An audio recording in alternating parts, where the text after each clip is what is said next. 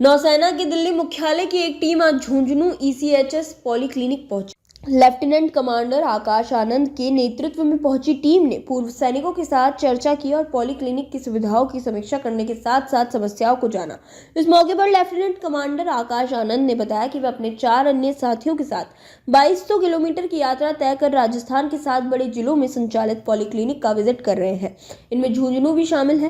वे polyclinic की सुविधाओं की समीक्षा करने के साथ साथ समस्याओं को भी जान रहे हैं ताकि उन्हें दूर किया जाए। उन्होंने बताया कि झुंझुनू पॉलीक्लिनिक की अच्छी बातों को भी लिखा गया है ताकि अन्य पॉलीक्लिनिकों में भी अच्छी सुविधाओं को लागू किया जा सके। साथ ही उन्होंने ईसीएचएस और अन्य योजनाओं की फीडबैक लेते हुए योजनाओं की अच्छी बातें और कमियों को जाना है। उन्होंने कहा कि झुंझुनू में पूर्व सैनिकों ने डिटेल और आंखों की चिकित्सा सुविधा की कमी बताई है जो कई जगहों पर सामने आई है। हम कोशिश करेंगे कि डेंटल का इलाज भी पैनल अस्पताल में हो। साथ ही यहाँ पर फंड्स की दिक्कत भी हुई थी जिसे लेकर भी आवश्यक कदम उठाए जाएंगे। उन्होंने बताया कि एक इशू ये भी सामने आया कि पैनल अस्पतालों में इलाज करवाने के बाद उनकी दवा पूर्व सैनिकों को नहीं मिलती है, जिसके कारण उन्हें वापस पॉलीक्लिनिक आकर या तो दवा यहाँ से लेनी पड़ती है या फिर यहाँ पर उपलब्ध नहीं है का सर्टिफिकेट लेना पड़ता है। इसलिए कोशिश करेंगे कि जहाँ पर इलाज हो वहाँ पर ही प्रॉपर सभी दवा मिल जाए। उन्होंने इस मौके पर नेवल वेटरन्स को विश्वास दिलाया कि इंडियन नेवी उनके साथ है, हर सुख दुख में खड़ी है।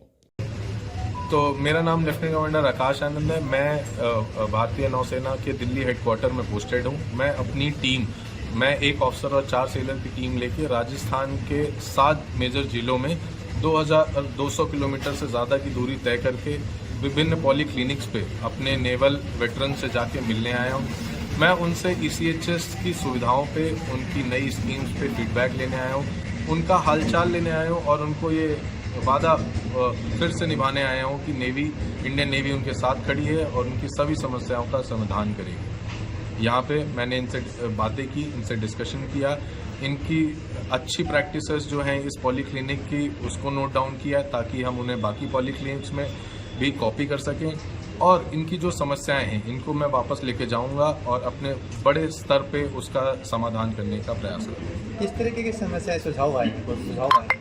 तो सुझाव मेरे को 2-3 मिले हैं यहाँ पे, जैसे कि यहाँ पे डेंटल, मुझे बताया इन्होंने कि जो वरिष्ठ एक्स सर्विसमैन है उनको सबसे मेजर प्रॉब्लम आती है डेंटल की और आंखों की।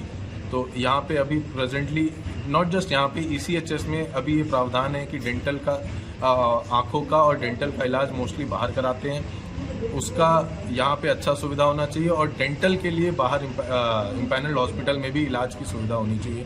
तो ये 2 मेजर पॉइंट मैं लेके वापस जा रहा हूँ और यहाँ पे बीच में कभी फंड्स का भी क्रंच हुआ था, उसका भी सलूशन मैं अपने स्तर पे करने का कोशिश करूँगा। समाधान, हाँ, एक और मेजर पॉइंट जो हमारी साहब ने भी बताया था कि आईपीडी के बाद इन पेशेंट ट्रीटमेंट, बेसिकली हॉस्पिटलाइजेशन के बाद तो कुछ थोड़ी बहुत दवाइयाँ इशू होती हैं, बट यदि बूढ़ा मरीज जाता है अगर ओपीडी दिखाने के लिए तो उस समय पे उसे कोई दवाई नहीं मिलती है, उसको वापस आके यहाँ से पॉलीक्लिनिक से या तो दवाई इशू करानी होती है या फिर अगर अवेलेबल नहीं है, क्योंकि बाहर का डॉक्टर अलग दवाइयाँ लिखता है, वो यहाँ पे अवेलेबल नहीं होती है तो उसका एनए सर्टिफिकेट मिला जाता है, नॉन अवेलेबिलिटी सर्टिफिकेट। तो इनका सुझाव ये है कि ये दवाइयाँ उसी डॉक्टर से मिल जाएं तो बहुत अच्छा होगा, इनको वापस 50-60 किलोमीटर का दूरी तय करके वापस नहीं आना पड़ेगा। तो ये सुझाव मैं वापस लेके जा रहा हूँ, इसका प्रपोजल मैं ऊपर तक भेजूँगा।